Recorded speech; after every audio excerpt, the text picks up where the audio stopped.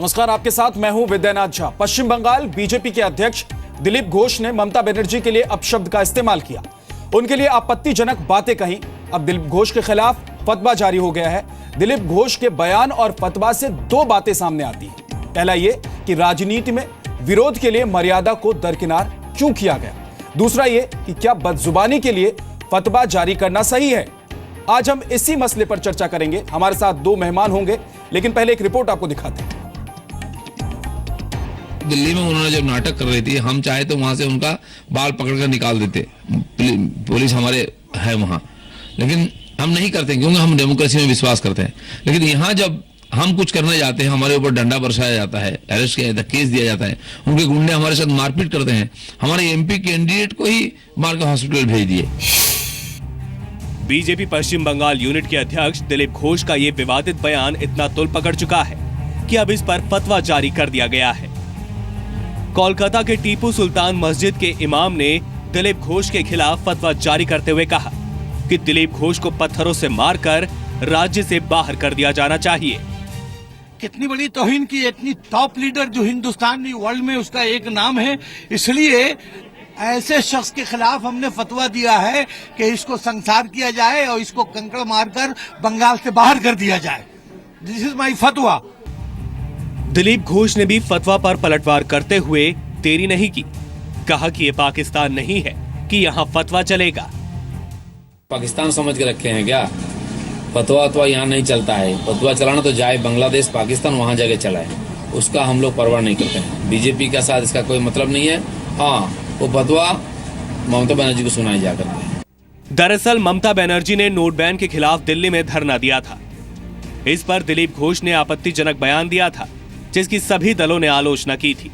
लेकिन अब जब एक इमाम कानून के खिलाफ जाकर दिलीप घोष को पत्थर मारने की बात कह रहा है, फतवा जारी कर रहा है, तो सभी दल चुप हैं। जी न्यूज दिलीप घोष के आपत्तिजनक बयान की निंदा करता है और ये भी साफ करता है कि किसी भी हालत में इसका बचाव नहीं किया जा सकता।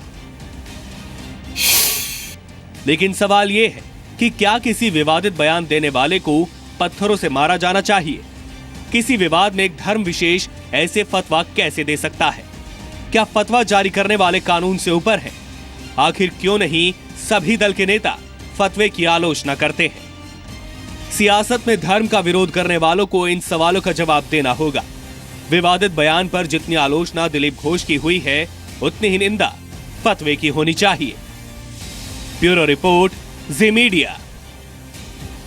तो क्या विरोध की मर्यादा होती है राजनीति में या नहीं होती है? अगर आपको विरोध करना है तो उसके लिए सही शब्दों का इस्तेमाल, सही सेंटेंस का इस्तेमाल, यानी कि वाक्य का इस्तेमाल आप क्या नहीं कर सकते? क्या सही तरीके से आप विरोध दर्ज नहीं करा सकते? इसी पर हम चर्चा करेंगे। हमारे साथ कोलकाता से बीजेपी नेता राहुल सिन्हा जुड़ रहे हैं और साथ ही कोलकाता से तृणमूल समर्थक प्रोफेसर मनोजीत मंडल हमारे साथ हैं। सबसे पहले राहुल सिन्हा साहब, अगर विरोध करना है, विरोध की कोई सीमा होती है क्या? क्या कोई मर्यादा होती है?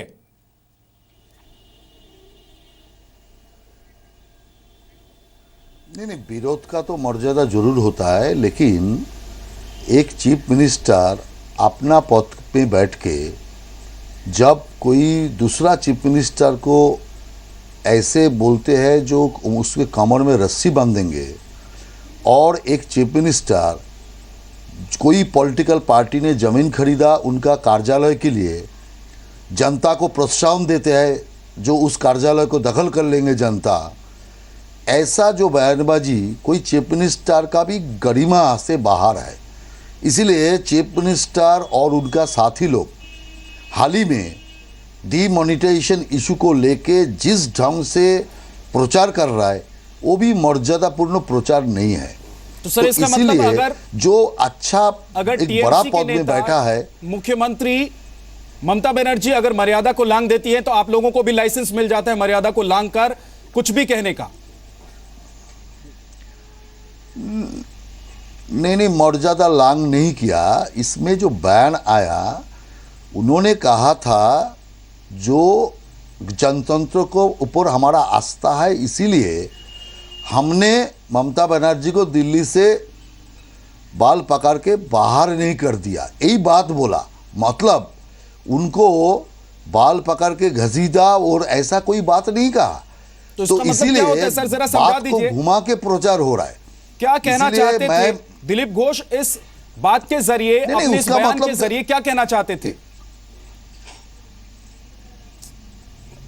नहीं कहना चाहते हैं यही, जो चीफ मिनिस्टर ने जो जनतंत्र का बात बोल रहा है, जनतंत्र है, भाजपा जनतंत्र को सम्मान करता है, इसीलिए उनको दिल्ली से हमने निकाल नहीं दिया, यही बात बोला। तो ये आपकी मेहरबानी थी कि आपने दिल्ली से ममता बनर्जी को नहीं निकालेंगे बात उन्हें बोलते विरोध प्रदर्शन करने दिया। सर खुद प्रधानमंत्री कहते हैं कि विरोध करना अधिकार है, विरोध करें प्रधानमंत्री का, उसके लिए तैयार हैं। और आपके नेता कहते हैं कि हम ममता बनर्जी को दिल्ली से बाहर निकाल सकते थे, पुलिस हमारी थी, तमाम व्यवस्थाएं हमारी थी, हमने मेहरबानी दिखाई कि ममता बनर्जी को दिल्ली में प्रदर्शन करने दिया गया, और इसका आप समर्थन करते हैं?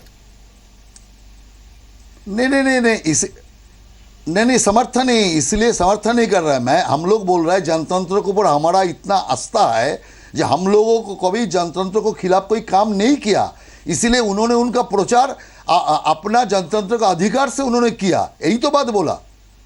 तो हम करने नहीं देंगे, हम करने नहीं देंगे, हम बाहर कर देंगे, ऐसा कोई बात होता वो जनतंत्र के लिए खतरा है। लेकिन हम जनतंत्र को समर्थन करते हैं, जनतंत्र को आदर करते हैं, इसीलिए कोई ऐसा कदम नहीं उठाया जो जनतंत्र का खिलाफ है। तो ये बात तो जनतंत्र का पक्ष का बात है, इसीलिए भारतीय जनता पार्टी मनोजीत मंडल भी मेरे साथ जुड़े हुए हैं, हर समय जनतंत्र को समर्थन करते हैं। लेकिन मनोजीत मंडल हमारे साथ जुड़े हुए हैं। एक मिनट, टीएमसी समर्थक हैं सर, आपके पास लौट कर आऊंगा मनोजीत जी। ना एक लाइन मैं बताता हूं जी पूरा कर लीजिए। हाँ देखिए, ये लोग तो बिल्कुल पूरा इसलिए कर रहा हूं, अभी जिस ढंग से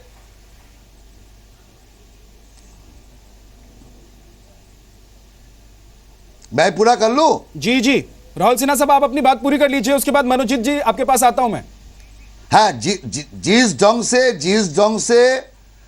ढंग से तृणमूल का इमाम लोग, तृणमूल समर्थक मुस्लिम इमाम लोग, मौलवी, वो सब मैदान में उतर गए और फतवा जारी करके पत्थर मार के निकाल देंगे, तो इन लोगों को तो बांग्लादेश पाकिस्तान में चला जाना चाहिए।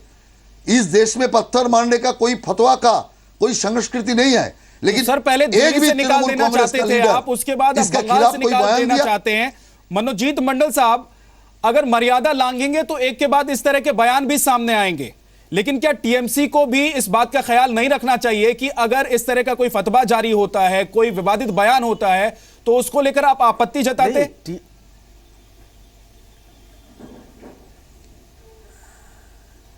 बिल्कुल, हम लोगों का साथ कोई उन जो इमाम साहब ने कहा है उनका हम कभी समर्थन नहीं करते हैं, कभी भी नहीं बंगाल में करते। लेकिन आप ये लोगों का भाषा देखिए, सब एक ही भाषा में बोलते हैं। अभी आपने पकड़ा था राहुल जी को, उन्होंने भी एक जस्टिफाई किया। ये सरासर डिफेंसलेस एक जो स्टेटमेंट है दिलीप बाबू का, उनको डिफेंड किया है। और कभी दिलीप बाबू ये पहली बार ये नहीं कर रहे हैं। अब देखिए, हम जो यूनिवर्सिटी में पढ़ाते हैं, जादवपुर यूनिवर्सिटी में, वहां का लड़के लोगों के खिलाफ भी ऐसी बात बोला था इलेक्शन के समय।